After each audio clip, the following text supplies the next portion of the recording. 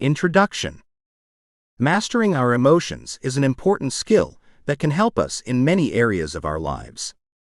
Not only can it help us to be more effective in achieving our goals and make better decisions, but it can also help us to lead happier and more fulfilled lives.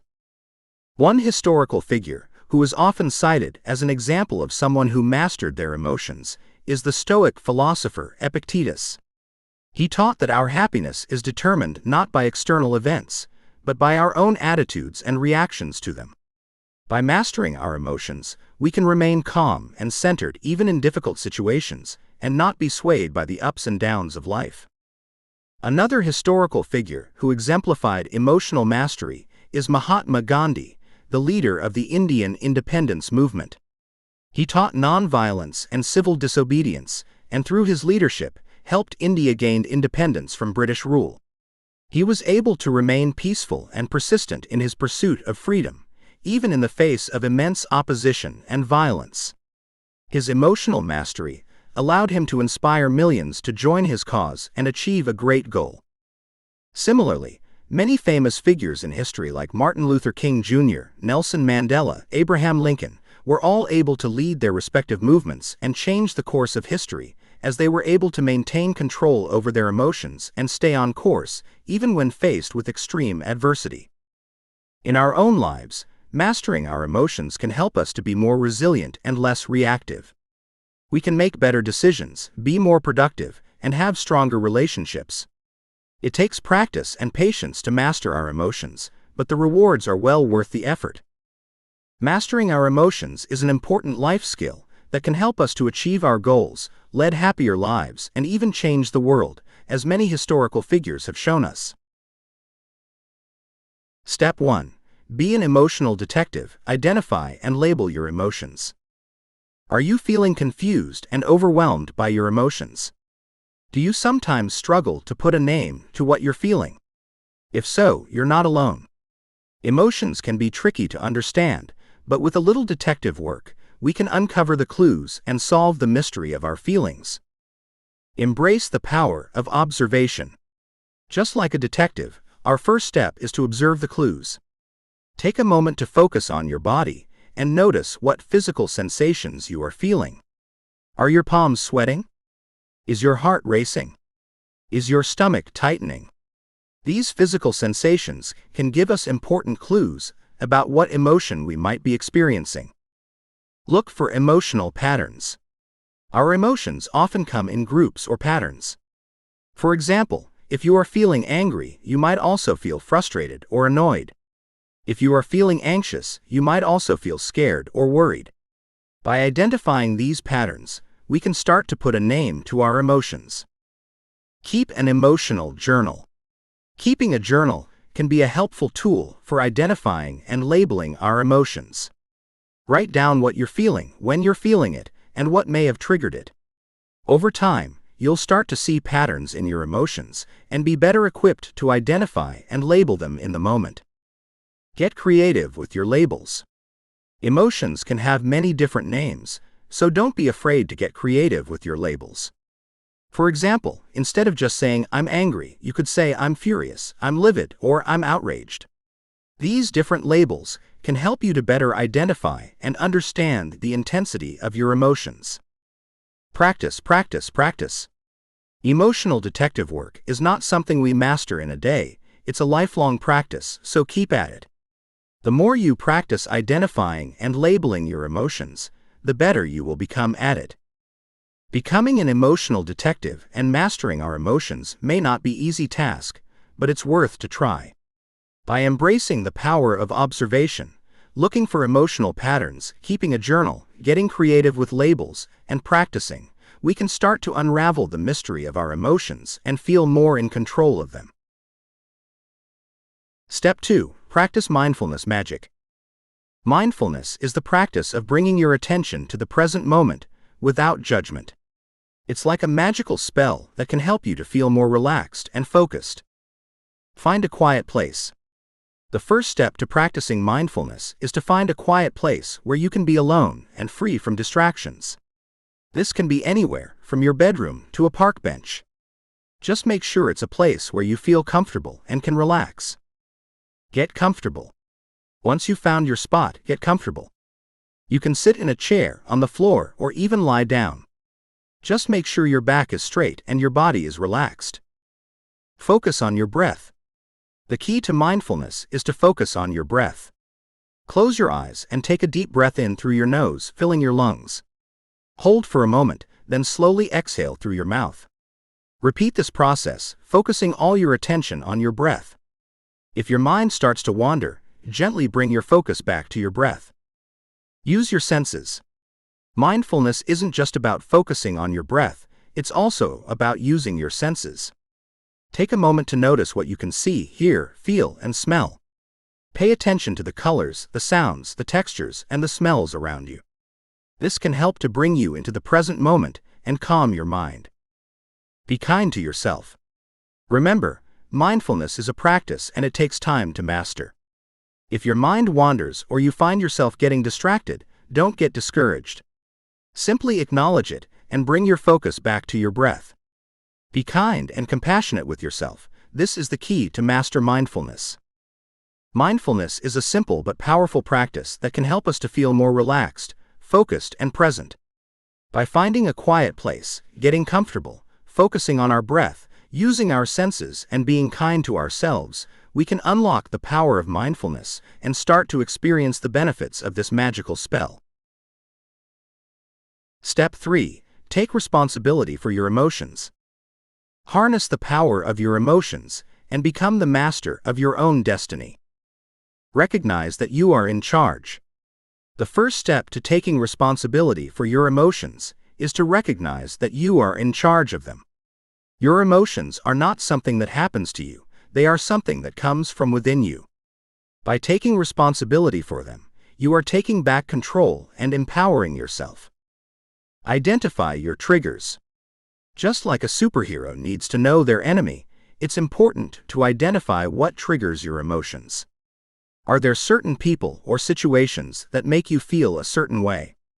Once you know your triggers, you can start to anticipate and manage your emotions more effectively. Practice self-awareness. Self-awareness is an essential tool for emotional superheroes. By being aware of your thoughts and emotions, you can start to see patterns and make connections. This will help you to better understand yourself and make more informed decisions. Use your emotions to your advantage. Emotions are powerful, and they can be used to your advantage. For example, if you're feeling motivated, use that energy to get things done. If you're feeling creative, use that energy to come up with new ideas. Embrace the power of your emotions and use them to achieve your goals. Empower others. Emotional superheroes not only take responsibility for their own emotions, but they also empower others to do the same. Share your knowledge and encourage those around you to take control of their emotions and be their own emotional superheroes. Taking responsibility for our emotions can be challenging, but it's worth the effort.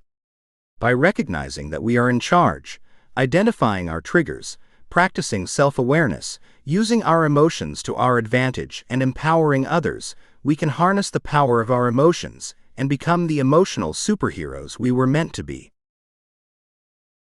Step 4. Express feelings in a healthy way.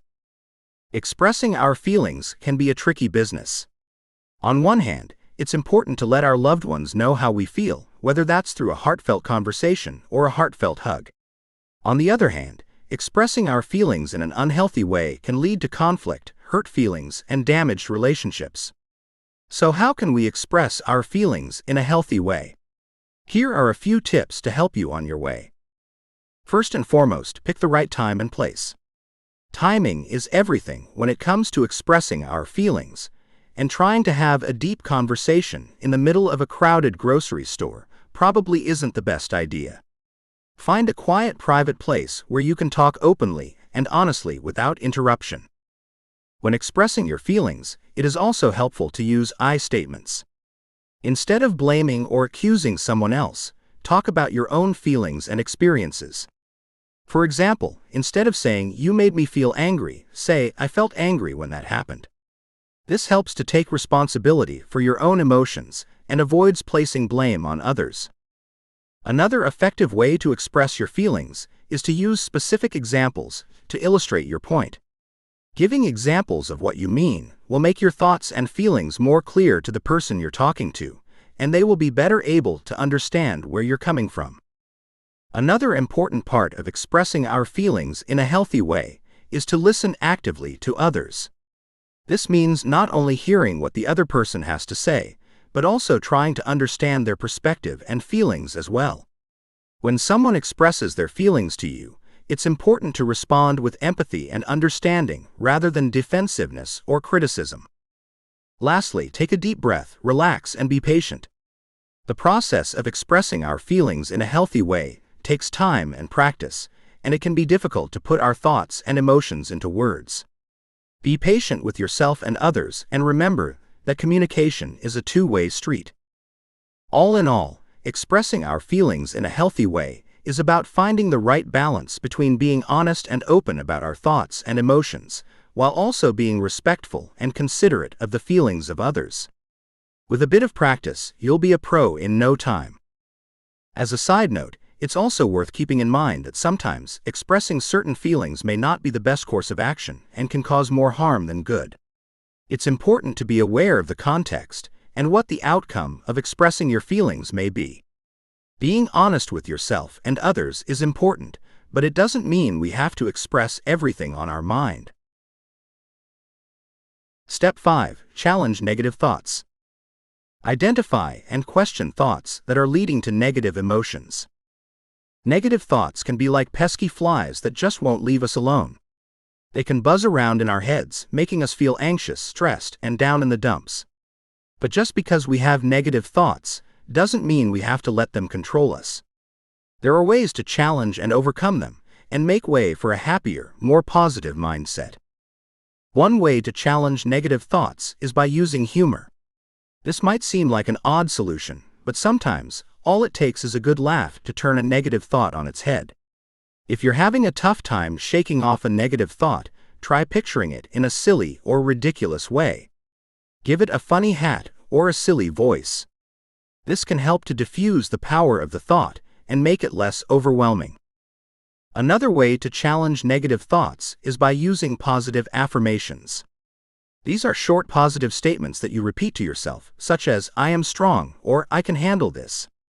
Repeat these positive affirmations to yourself when you're feeling down, and you'll be surprised how much better you feel. You can also use the power of visualization to challenge negative thoughts. Imagine yourself in a happy and peaceful place, such as a beautiful beach or a lush forest. Close your eyes, take a deep breath, and visualize yourself in this place. The more you practice visualization, the more easily you'll be able to access this happy place in your mind whenever you need it. A more direct approach to negative thoughts is to use cognitive behavioral techniques to examine and challenge negative thoughts. This approach helps to question the accuracy and usefulness of the thought, look for evidence that contradicts the thought, and consider alternative perspectives. By doing this, you can reduce the negative impact of the thought. Don't be afraid to talk to someone about your negative thoughts. Sometimes, just sharing our thoughts and feelings with someone we trust can help to put things in perspective and make them less overwhelming. Challenging negative thoughts can be a fun and empowering process. By using techniques like humor, visualization, positive affirmations, and cognitive behavioral techniques, and talking to someone, we can learn to take control of our thoughts and create a happier, more positive mindset. Remember that challenging negative thoughts will take time and effort, and it's a process. Don't be too hard on yourself. But by challenging negative thoughts and replacing them with more positive ones, we'll be able to live a happier and more fulfilling life. Step 6. Learn from your emotions. Understand what triggers your emotions, and use that knowledge to anticipate and manage them more effectively. Learning from our emotions can be a fun and enlightening experience. Emotions are like teachers. They give us valuable insights and wisdom if we are open to learning from them. And who doesn't love a good lesson? One way to learn from our emotions is to think of them as little messengers. They are always communicating something to us, whether it's a need, a desire, or a warning. For example, If we're feeling angry, it might be telling us that we need to set a boundary or speak up for ourselves. If we're feeling sad, it might be telling us that we need to take some time for self-care or to grieve a loss. By paying attention to our emotions, we can learn what they are trying to tell us and take action accordingly. Another way to learn from our emotions is to use them as a compass. They can guide us towards what we truly value and desire. For example, if we're feeling excited or energized, it might be a sign that we're on the right track, and it's a good indication to keep going. If we're feeling apathetic or unfulfilled, it might be a sign that we're not living in alignment with our values, and we need to make a change. We can also use our emotions as a mirror. They can reflect back to us who we are, our strengths, and our blind spots. For example, if we find ourselves getting easily irritated by other people, it might be an indication that we have a tendency to be impatient or judgmental. If we find ourselves feeling guilty or ashamed, it might be an indication that we have a tendency to be self-critical or perfectionistic. By recognizing these patterns, we can start to understand ourselves better and make changes to improve our behavior and attitude. We can also use our emotions as a catalyst. They can be the energy that propels us to take action, set goals, and achieve them. For example, if we're feeling passionate about something, it can be the force that drives us to take action, make a plan, and follow through with it. It can also fuel our creativity and inspire new ideas. We can use our emotions as a reminder. They can remind us to be in the moment, to be present and mindful. For example, if we're feeling grateful, it can remind us to appreciate what we have and be thankful for it. If we're feeling happy, it can remind us to savor the moment and enjoy it to the fullest. Emotions are like valuable teachers. They offer us valuable insights, wisdom, and guidance if we are open to learning from them. By viewing them as messengers, a compass, a mirror, a catalyst, and a reminder, we can start to extract the lessons they have to teach us and make the most of the emotional experiences we have. With practice, we can start to see the fun and enlightening side of our emotions and make the most of them in our everyday lives. Step 7. Learn to manage stress. Stress can be a real drag, but there are steps we can take to manage it and turn it into something manageable. Managing stress can be like a game, and like any game, the more we play, the better we get at it. 1. Recognize the signs of stress. Just like a game, before we can play, we need to know the rules. So before we can manage our stress, we need to know what it looks like. Some common signs of stress include tension headaches, muscle aches, fatigue, irritability, difficulty concentrating, and trouble sleeping. 2. Identify the source of stress. Now that we know the signs of stress, we can start to hunt down the source. Stress can come from a variety of sources, like work, relationships, or health issues. By identifying the source of stress, we can start to find solutions. 3. Practice relaxation techniques. Like any game, we need to have some strategies to manage stress. Relaxation techniques like deep breathing, meditation, and yoga can help to calm the mind and body and reduce stress levels. 4. Make time for fun and leisure. Taking breaks, having a good laugh, and engaging in activities we enjoy can help to reduce stress levels and improve our overall mood. It's important to schedule some fun activities regularly, whether it's playing games, reading a book, watching a movie, or going out with friends. 5. Get enough sleep. Sleep is crucial for our overall health and well-being. It's like a power-up in a game. It can give us the energy and focus we need to keep going. A good night's sleep can help to reduce stress and improve our ability to cope with stressors. 6. Stay active. Engaging in regular physical activity can be a great way to reduce stress and improve our overall health. It releases endorphins, which are the feel-good hormones that help to reduce stress and improve our mood. 7. Eat healthy. Eating a balanced and healthy diet can help to improve our overall health and reduce stress levels. Avoiding junk food and sugar, caffeine, and alcohol in excess can help to improve our energy levels and reduce stress. Managing stress can be like a game, and with the right strategies, we can win the game. By recognizing the signs of stress, identifying the source, practicing relaxation techniques, making time for fun and leisure, getting enough sleep, staying active, and eating healthy, we can reduce stress and improve our overall health and well-being. With practice and patience, we can master the game of stress management and lead happier, healthier lives. Step 8. Be patient and kind with yourself. Being patient and kind with ourselves is like being our own best friend. It's important because it can help us to be more content, confident, and successful in life. Here are some fun reasons why we should be patient and kind with ourselves. First, this allows us to be more compassionate. We all make mistakes and have moments of weakness, but by being patient and kind with ourselves, we can learn to forgive ourselves and move on. It's like giving ourselves a second chance and showing ourselves the same compassion we would show to a friend. Second, this can help us to be more resilient. Life can be challenging, but by being patient with ourselves, we can learn to bounce back from setbacks and disappointments. It's like being able to pick ourselves up and try again with a positive attitude. When we're feeling stressed or anxious, it can be hard to think creatively, but we can learn to let go of perfectionism and open up to new ideas and perspectives.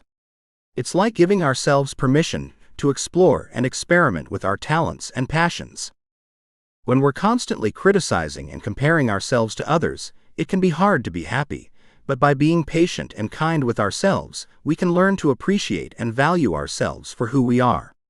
It's like being our own best cheerleader and feeling good in our own skin. This trait can also help us to set realistic goals and reach our objectives. When we're too hard on ourselves, we might want to reach for the stars, but we might not be able to reach that high. By being kind with ourselves, we can set realistic and achievable goals and work towards them in a calm and steady way. 10 simple ways to achieve emotional mastery. 1. Mindfulness meditation. Mindfulness meditation involves focusing your attention on the present moment and observing your thoughts, feelings, and bodily sensations without judgment. This can help to increase self-awareness and emotional regulation. 2. Emotional journaling. Writing down your thoughts and feelings can help to increase self-awareness and provide a safe outlet for difficult emotions. It can also serve as a record of your emotional journey. 3. Emotion-focused self-talk. Paying attention to the way you talk to yourself about your emotions and consciously choosing to adopt a more compassionate and understanding tone can help to change negative self-talk patterns and improve emotional regulation. 4. Identifying triggers. Identifying the events, people, and situations that trigger strong emotions can help you to anticipate and prepare for them in the future. 5. Challenging cognitive distortions. We all have thoughts that may be irrational, negative, or unrealistic. By challenging these thoughts and replacing them with more rational and positive thoughts, we can better control our emotions. 6. Emotion regulation strategies. Developing a set of coping strategies such as deep breathing, progressive muscle relaxation, guided imagery, and positive visualization can help to decrease the intensity of negative emotions and promote positive emotions. 7. Emotional intelligence practices. Emotional intelligence includes a set of skills such as emotional self-awareness, empathy, and effective communication. These skills can be cultivated through practices such as active listening, being non-judgmental, and understanding the emotions of others. 8. Gratitude practice. Focusing on things we are grateful for can shift our mindset from negative to positive, improves emotional well-being, and makes us more resilient to stress. 9. Act opposite. When we feel a negative emotion, we can act opposite and perform the behavior that would be appropriate if we were feeling the opposite emotion. 10. Mindful self-compassion. Cultivating self-compassion can help to build resilience and emotional regulation by learning to treat oneself with the same kindness, concern, and understanding that one would offer to a good friend. Application is everything. Now that you have listened to the full book, I hope you will do the exercises provided in the previous pages. Knowledge is only useful if you act on it. Best of luck.